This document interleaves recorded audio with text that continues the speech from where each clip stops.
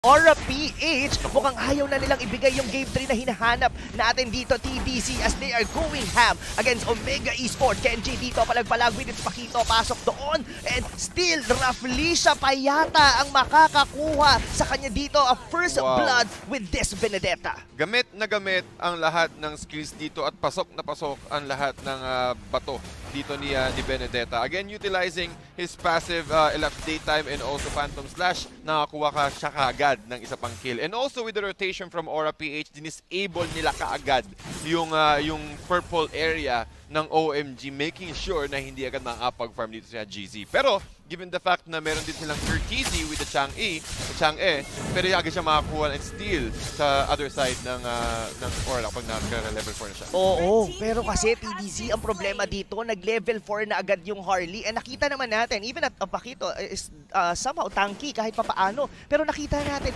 nabura siya agad doon with the ultimate. So hindi in-anticipate. And that's the second time na nabura or rather namatay dito ng isang Pakito. So the question is, yung early game ng Omega parang unti-unting nawawala. Itong first turtle na to, tingin mo ba capable ng Omega na makontest ito? Kaya niyang i-contest yan or at least i-disrupt rather sa side ng OMG kapag nakakuha sila ng magandang Guardian's Barrier, pero mukhang alanganin. Alanganin talaga dahil nakuha na ni Hades dito yung unang turtle ng laro at hindi pa sila humihinto dahil dito pasok with the Deadly Magic doon na nilagay nila kay Hades. Medyo halos mamatay pero sabi natin kanina makunat yung Grak pero baliwala yun dito sa mga members ng Aura PH. They're going in at may sticker pang kapalit. Wow. Kita mo naman dito yung connection at alam, basadong-basado dito ng Aura PH. Kung mamamatay ba yung kalaban with the Deadly Magic? Oh my, had GC na pick off siya dito. Grabe yung invasion na ginagawa dito ng Aura PH. Halos hindi nila pinapahinga yung mga members dito ng Omega. Alam mo yung kakabuhay mo pa lang, kakakuha mo pa lang ng buff. Nandun na naman dito yung mga members ng Aura PH into the top lane naman.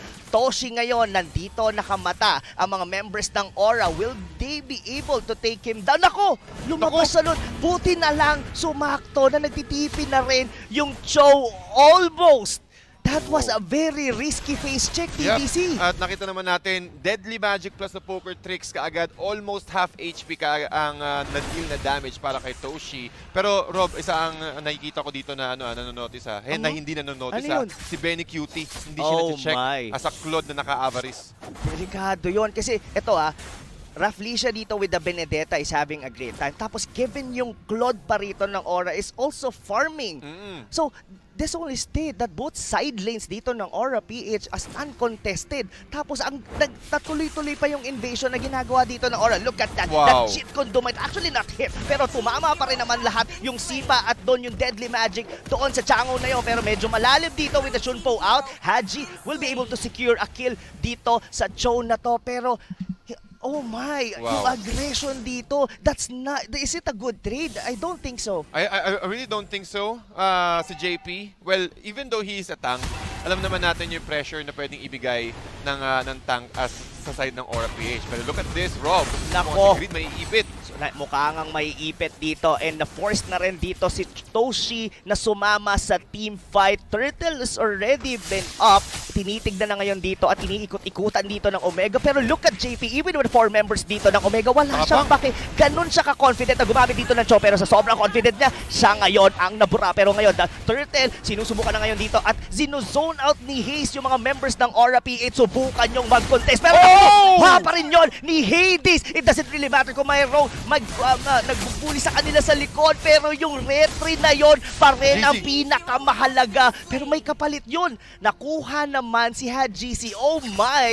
Yung mga trades na nagaganap dito sa dalawang team na to, by far, laging Aura ang mas nakakalamang. Totoo yan, Rob. At nakita naman natin kanina, after stealing the turtle away from Omega, nakakuha agad sila isa pang kill with Deadly Magic at mukhang makakuha na naman isa pang kill dito si Benny Cutie sa top lane. Pero enough lang din yun para patakasin si Toshi. Kita mo yung buhay ni Toshi dito, unting-unti na lang at hindi pa siya na-check, Rob. Anong kailangan nilang gawin dito with OMG? I don't really know kung paano. Omega, they have a decent wave clear pero parang sila pa ang namomoblema dito dahil dahil halos lahat ng mga minion wave papasok sa kanilang base. Technically, Oh my. nabasag lang nila yung gitna pero yung dalawang gilid dito. Pero mamaya na yon. Look at that Electo final blow. Pasok dito, Rafflesia pero may pana na tumama dun sa likod. Grid will secure a kill doon sa ating Grak, and Steel or Aura PH are doing well dito sa early game natin sa game number 2. TDZ,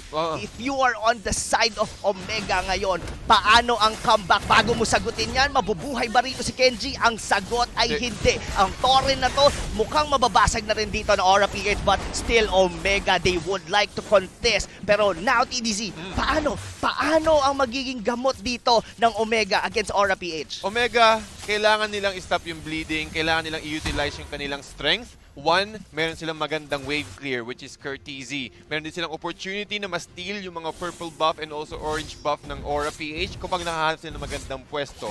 Haze, he needs to utilize his sprint para makakuha agad at makapunta sa backlines ng Aura PH at i-cancel agad si Greed.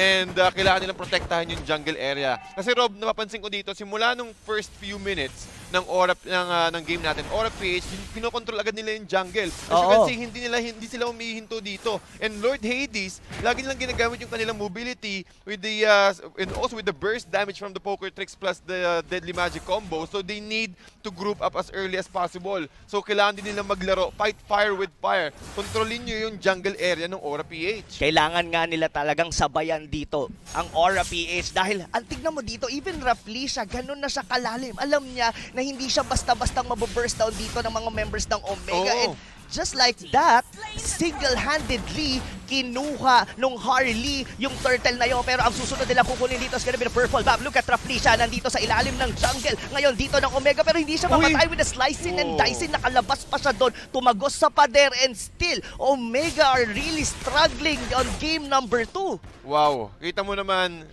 ang Omega, ladies and gentlemen, ginagawa nila lahat ng kanilang makakaya para na makahuli ng isang pick-off at makakuha ng stable momentum or at least a stable draft. But unfortunately, the mobility from Rafflesia, walang huhuling hero para sa kanya, kaya siya nakaka-confident na makakuha at pumasok sa loob. Oo, tignan mo dito, Toshi is getting pick off on the top lane. Itong Harley na to, in the early game, yung pana tumama doon kay HadGC. Hindi lang umabot doon si Greed, pero look at Haze trying his best na mag-defend dito sa may top lane. JP already know where is the location dito ng mga members ng Omega.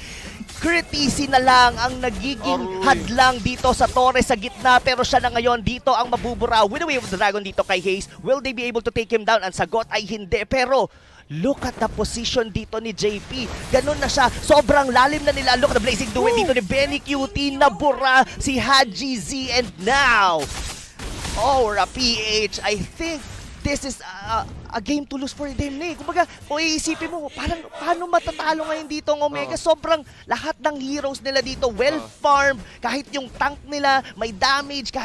What do you think? Paano nang gagawin nila dito, TDC? Rob, tingin ko play safe muna. Since kailangan nila intindihin na momentum to ng Aura PH. Sinamaan dito ng arrow pero makakataka siya with the flowing blood for sure. Pero magandang ginagawa din ni Toshi, risk ang kaya niyang ibigay. Kinakat niya kaagad yung dalawang wave pero he will be punished for it. Pero as I was saying, control the lane equilibrium at Toshi with that cut from sa loob ng tier 3 turrets, tama lang yun. Binibigyan niya ng space yung top lane and also the bottom lane para makapag-farm dito yung Omega. Agree. Pero the Lord already respond. Meaning to say, in 10 seconds bago mabuhay dito si Toshi, ang magiging tanong dito, worth it ba yung pag-cut niya doon? Dahil ang magiging kapalit nun, itong Lord na to, still Omega. Pwede silang mag-contest dito. Ang tanong, makukuha ba nila? Rafflesia is just zoning out the members by Sipa doon kay Haze. Mukhang hindi na nila makukuha yon because Hades will be the one to secure the Lord. Pero dun sa may bandang likod, Deadly Magic na naman ang bibigay dito para kay Kenji. Habol dito ang mga members ng Aura PH. Halos napapauwi na nila lahat. Hinahatid nila pauwi ang mga members dito ng Omega. 3 members down.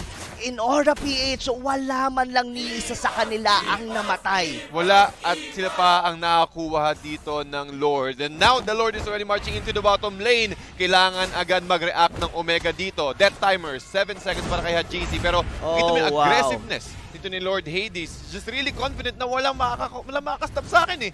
Meron Blood Ode, Blood Oath. kay Toshi, pero wala si Toshi at yun lang din yung pwedeng yung secured stun sa side ng Omega. Agree ako sa'yo. I mean, kahit mag-hat-trick papasok doon itong Harley, parang paano nga naman ipukunin dito or i-burst down dito ng Omega? Though, nakuha nila doon si Greed, but still, the Lord is still alive dito sa may bandang baba. Meteor Shower, ginamit na dito ni Current TC, but still, buhay pa yung Lord. Will they be able? Ang tinatarget dito ng Aura PH is the base turret dito sa may bandang gitna. They will take it down. Meron pang mga minions sa taas at sa ibaba. Mukhang objective na ngayon dito ang Aura PH. They want to remove all the turrets dito, and look at how Benny QT zones out the members of Omega with the blazing duet. Ubos ngayon ang tore ng Omega. Kinaya pa sa baba dahil hindi nabasag yon ni Rafflesia. Pero the main question is, paano na ngayon sa Omega? Dahil yung isang tore na yan, kumbaga, intayan na lang to, TDC. Pag once na makuha na naman dito ng Aura PH yung susunod, the Lord.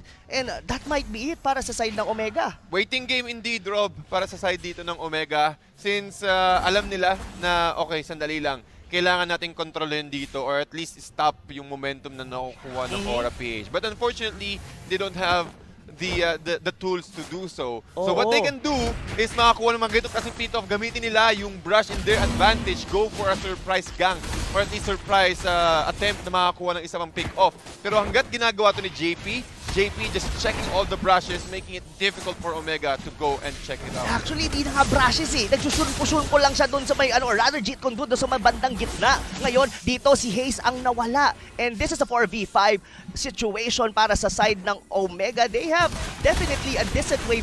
Kasi ganito ngayon ang nangyayari dito for the side of Omega. Kinukulang din sila ng damage. Yeah. Kasi napilitan din na mag-defensive dito si Haji C. Look at that, Toshi. Muntika na siya dong mabura.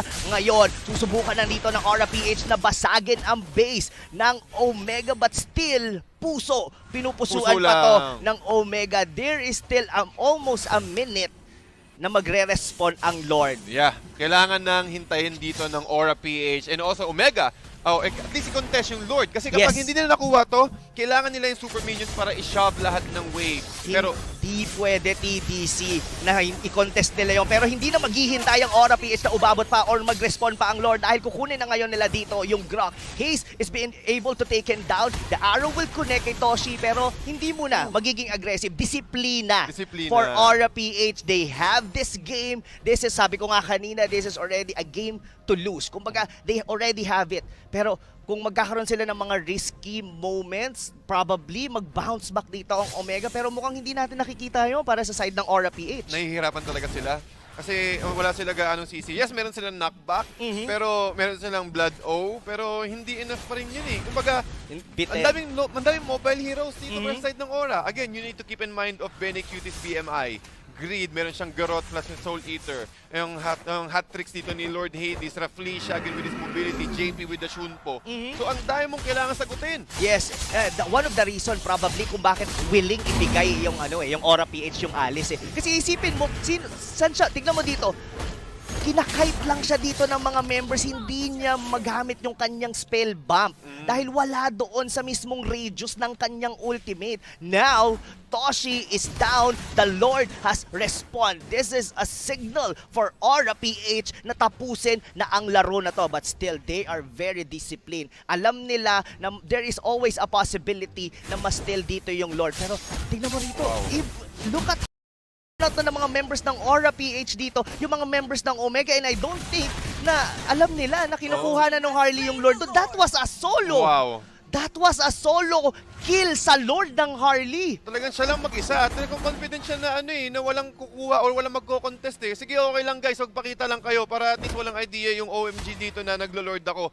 Again, with the items, with the retribution, again, with the reduction from any kind of monsters or minions rather, kayang-kaya niyang i-solo agad yun. Meron siyang Holy Crystal, Divine Glaive, at meron pang isang Divine Glaive na naman nakukuha dito yung Aura PH. Oh no, that Divine Glaive, those magic damage talaga naman gagaling dito for Omega. Hindi yata ready dito ang side ng Omega in terms of itemization, pero yung arrow na tumama doon with the Pakito, deadly magic, puputok kaya sa sabog. That's almost 4,600. 4,600?